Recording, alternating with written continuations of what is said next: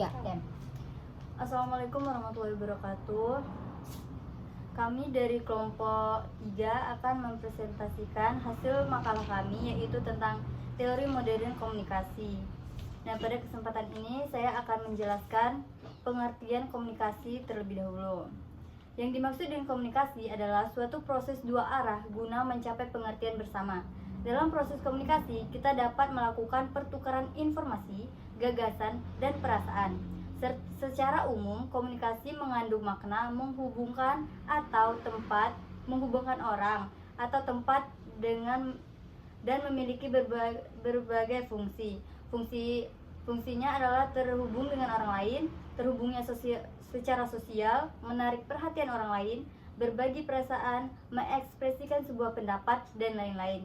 Intinya adalah interaksi antar manusia dan pembelajaran yang berarti proses pertukaran informasi, gagasan, pikiran, perasaan, dan emosi yang disampaikan melalui bahasa sebagai alat komunikasi, sinyal, tulisan, atau perilaku. Kemudian ada modern. Kata modern seringkali merujuk pada hal-hal yang berbau kekinian. Modern berarti terbaru. Makna lainnya adalah sikap dan cara berpikir secara bertindak sesuai dengan tuntunan zaman. Kesimpulannya adalah proses pertukaran pesan yang disampaikan melalui saluran atau media komunikasi berteknologi modern guna mencapai pengertian bersama. Kemudian akan dijelaskan oleh rekan saya, yaitu Ganesha. Yang ketiga, teknologi komunikasi.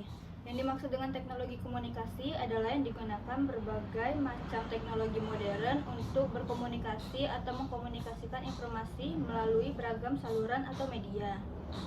Kehadiran teknologi komunikasi modern telah merevolusi cara, mobilitas, dan efisien komunikasi elektronik. Berbagai bentuk komunikasi elektronik baru telah tumbuh dan berkembang dengan pesat seiring dengan perkembangan teknologi komunikasi.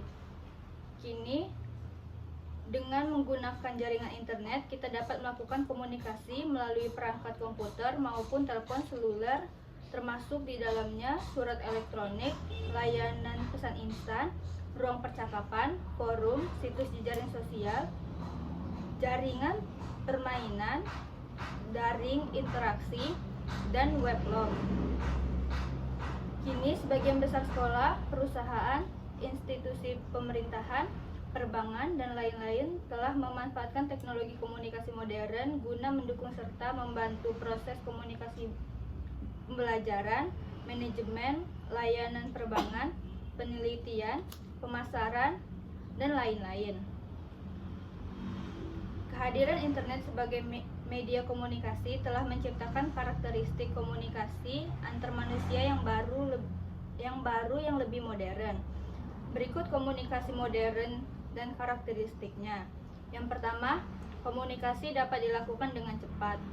Salah satu dampak teknologi terhadap komunikasi yang paling signifikan adalah luasnya cakupan internet dan kemungkinan pengiriman pesan melalui surat elektronik atau pesan instan dengan cepat.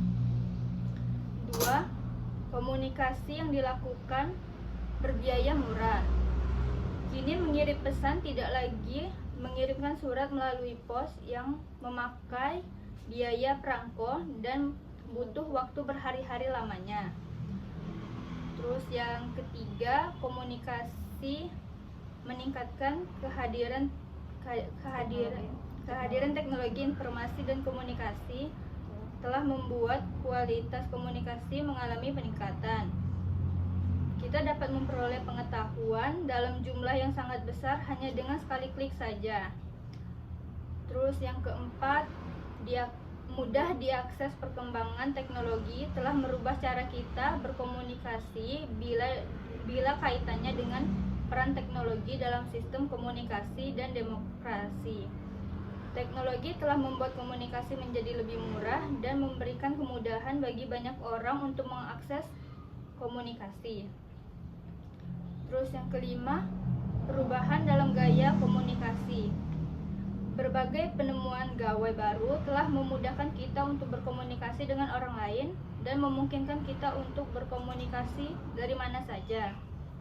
Kehadiran teknologi telah menyebabkan berkurangnya komunikasi tatap muka yang ditandai dengan tingginya tingkat ketergantungan pada media elektronik hanya untuk berkomunikasi verbal dan berkomunikasi secara tertulis. Terus yang keenam, komunikasi interaktif, kemudahan komunikasi dan penyebaran metode komunikasi interaktif seperti pesan instan dan konferensi video telah meningkatkan volume komunikasi. Kini orang akan mengkomunikasikan apapun yang muncul secara instan dan cenderung memecah topik yang berbeda menjadi komunikasi yang berbeda. Terus alatnya sebutin aja. Terus alat-alat komunikasi modern. Ada pun yang termasuk ke dalam sarana atau alat komunikasi modern yang umum digunakan itu seperti telepon seluler, teks, dan yang kedua teks dan memungkinkan penggunanya terhubung dengan internet melalui komputer dan melakukan percakapan melalui komputer. Yang ketiga, sistem papan pengumuman.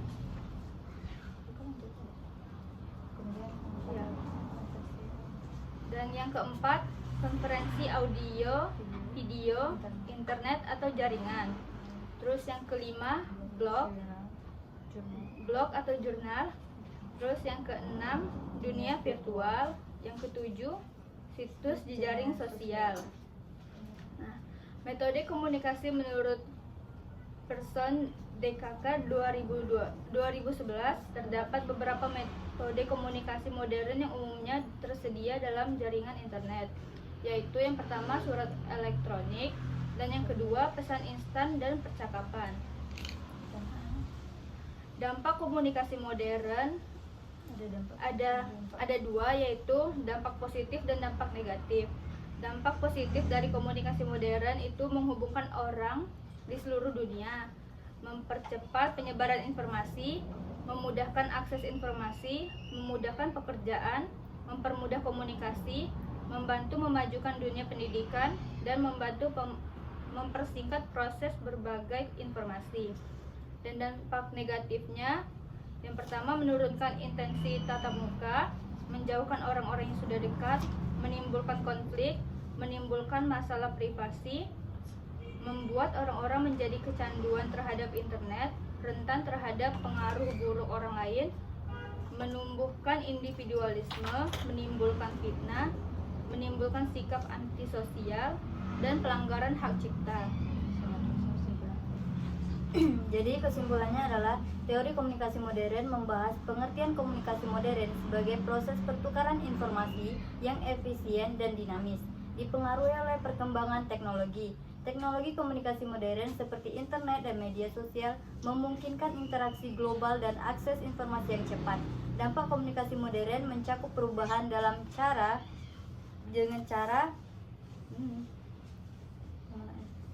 keseluruhan. Komunikasi modern mengubah sikap yang sosial dan kultural, menciptakan peluang serta tantangan baru.